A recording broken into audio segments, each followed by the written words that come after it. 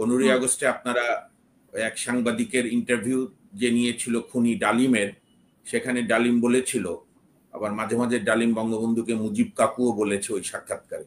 আমি খুব ধৈর্য সহকারে বহুক্ষণ দেখেছি ডালিমের আন্দোলনে ফ্যাসিস্টকে পরাজিত করে 5ই আগস্টে বিজয় রচনা করেছে। কিন্তু দুর্ভাগ্য যে জুলাই ঘোষণাপত্রে তার কোনোটারই ঠিক মতো প্রতিফলন ঘটে এবং জনদাবি 3 জোটের রূপরেখাকে বাস্তবায়ন না করে নিজেরাও স্বৈরতন্ত্রের দিকে ধাবিত হলো। পরবর্তীকালে সেই ধারা চলতে চলতে শেখ হাসিনা ফ্যাসিস্টে পরিণত হলো।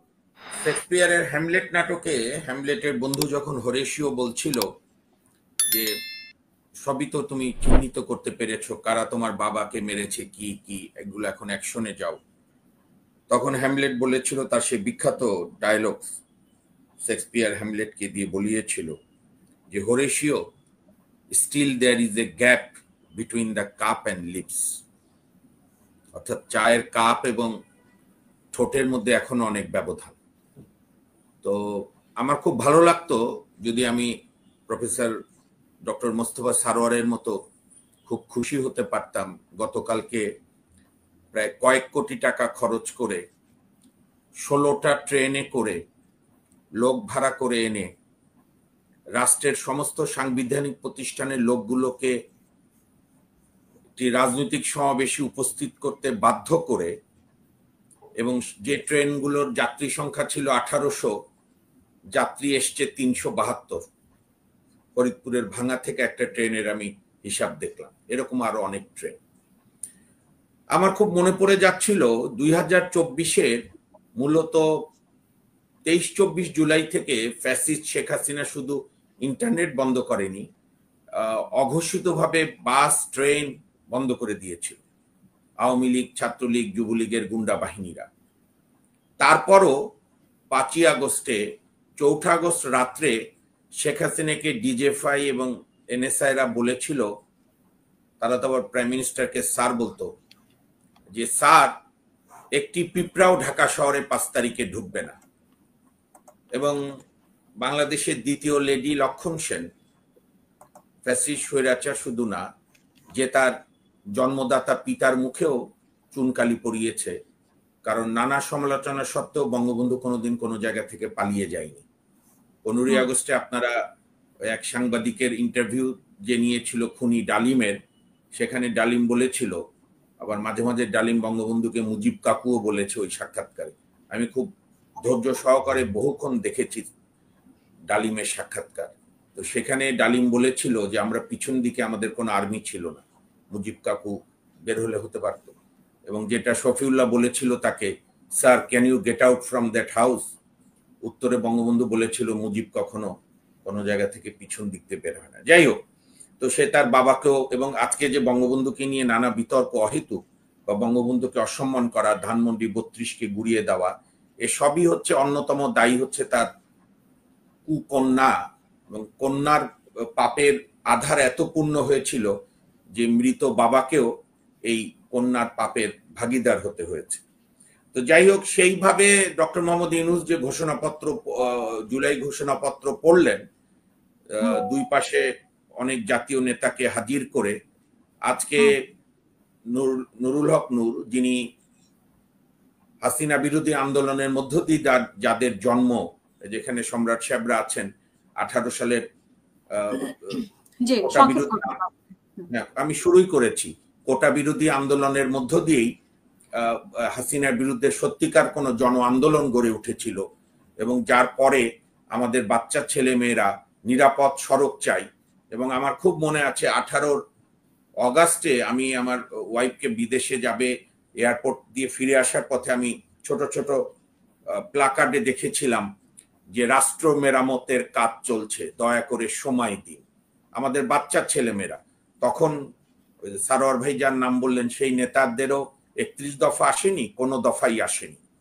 তো এটি একটি জনতার আন্দোলন এবং কোনো দলের নেতৃত্ব ছাড়াই, এবং বাংলাদেশের মানুষ বিনা রাজনৈতিক দলের নেতৃত্ব ছাড়াই একটি স্বতঃস্ফূর্ত আন্দোলনে ফ্যাসিস্টকে পরাজিত করে 5ই আগস্টে বিজয় রচনা করেছে। কিন্তু দুর্ভাগ্য যে জুলাই ঘোষণাপত্রে তার কোনোটারই ঠিক মতো প্রতিফলন ঘটেনি।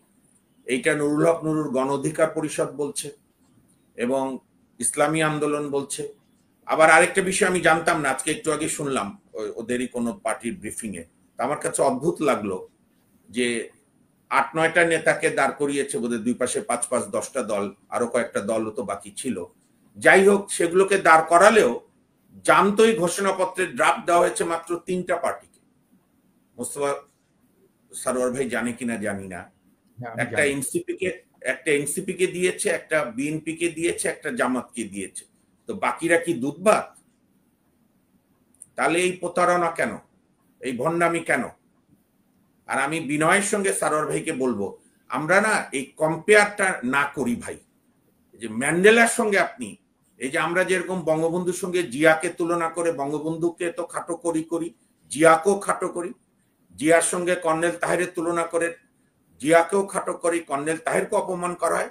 নেলসন ম্যান্ডেলার সঙ্গে কোনো অর্থে, ইভেন আমি তো মনে করি নেলসন ম্যান্ডেলার সঙ্গে এই উপমহাদেশের জাতীয় আন্দোলনের কারোই তুলনা চলে না, একমাত্র মহাত্মা গান্ধীর কিছুটা যদি হয়।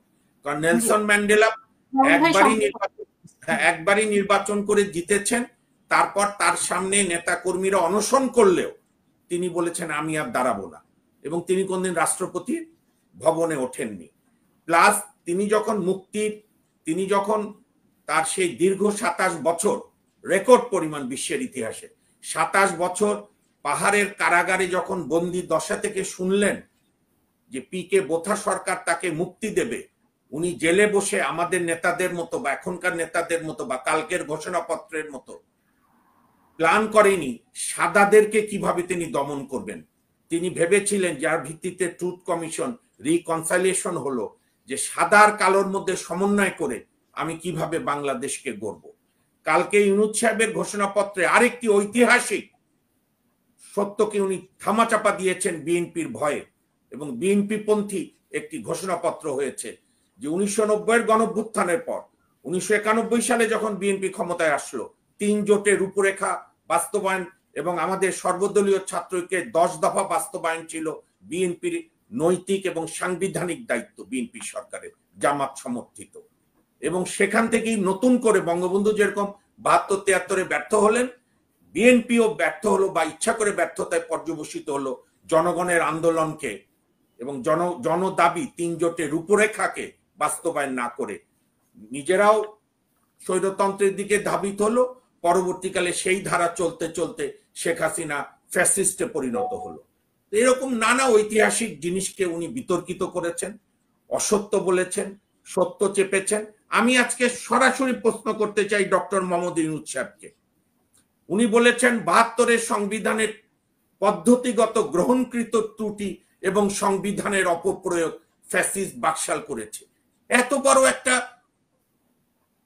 বড় একটা যুক্তিহীন কথা ওনার মতো একটা, আমরা তো দেশের বাইরে কোনদিন লেখাপড়া করিনি, আর এই ডক্টরদের যে কাণ্ড দেখি তাতে আমার দেশের বাইরে লেখাপড়া করার আর এই বয়সে ইচ্ছাও নাই। কারণ যত ডক্টরেট আমি তত দেখি শেখ হাসিনা আর খালেদা জিয়ার পায়ের কাছে বসে দালালি করে, তো বা এখন অন্যদের কাছে করবে। তো আমার প্রশ্ন হচ্ছে, আমাকে ১৯৭২ সালের সংবিধানের একটি অনুচ্ছেদ দেখিয়ে দেন, মূল সংবিধানের, যেখানে বঙ্গবন্ধুর কোনো নাম আছে, কিংবা ৭২-এর সংবিধানের একটি অনুচ্ছেদ দেখান যে অনুচ্ছেদ ফলো করলে একটা সরকার ফ্যাসিস্টে পরিণত হয়। ৭২-এর মূল সংবিধানে জরুরি আইন জারি করার বিধান ছিল না, যেটি ৭৩-এ বঙ্গবন্ধু শেখ মুজিব প্রথম এই অকাজটি করলেন, কলঙ্কজনক অধ্যায় করলেন। তারপরে তো স্পেশাল পাওয়ারস অ্যাক্ট, আর ৭৫-এ তো বাকশাল করে গণতন্ত্রকে জবাই করে আপনার দাফন করে দিলেন, নিজেও টিকতে পারলেন না, দেশকে অন্ধকারের দিকে ধাবিত করলেন। শেষ করবেন মামা। গতকালকের আমি শেষ করছি, কথাগুলো জরুরি, আপনি না শুনলেও দর্শকদের শুনতে ভালো লাগবে। সেটা হচ্ছে যে গতকালকের ঘোষণায় পরিষ্কার মনে হয়েছে এতদিন ইউনূস সাহেব পালানোর জন্য এনসিপি আর জামাতের উপর নির্ভর করেছিল, যে কোনো কারণে হোক, এখন উনি পালানোর জন্য বিএনপির উপর নির্ভর করে আছে। এবং এখন যে দেশের পরিস্থিতি, নির্বাচন যদি যেনতনভাবে নির্বাচন দিতে হয়, তাহলে আমার মত হচ্ছে এতদিন আর ওনার দরকার নাই, আগামী নভেম্বর মাসে নির্বাচন দিয়ে দিক, নির্বাচিত সরকার এসে জনগণের সেবা করবে, না করলে জনগণ সেই সরকারের সঙ্গে বুঝবে। আর ওনাকে উত্তর দিতে হবে এই 12 মাস তিনি কেন নষ্ট করলেন সংস্কারের নাম করে, কেন নষ্ট করলেন জনগণের ট্যাক্সের টাকা। ওনার এবং ওনার উপদেষ্টাদের প্রত্যেকের টাকার কৈফিয়ত নেওয়া হবে। গতকালকের অনুষ্ঠানের জন্য যে রাষ্ট্রের টাকার অপচয় হয়েছে সেটার জন্য একদিন বিচার হবে। আর আমি শেষ করি এক কথা বলে, আমার খুব দুঃখ লাগে এই তরুণদের, যারা আমি শুনি এবং কালকে দেখলামও তাই, যে সাংবিধানিক ইমিউনিটি। আরে বঙ্গবন্ধুকে খুন করার পর আপনার খন্দকার মুস্তাক ইন্ডেমনিটি অর্ডিন্যান্স জারি করেছিল, জিয়াউর রহমান সংবিধানের অংশ করেছিল। কি হয়েছে?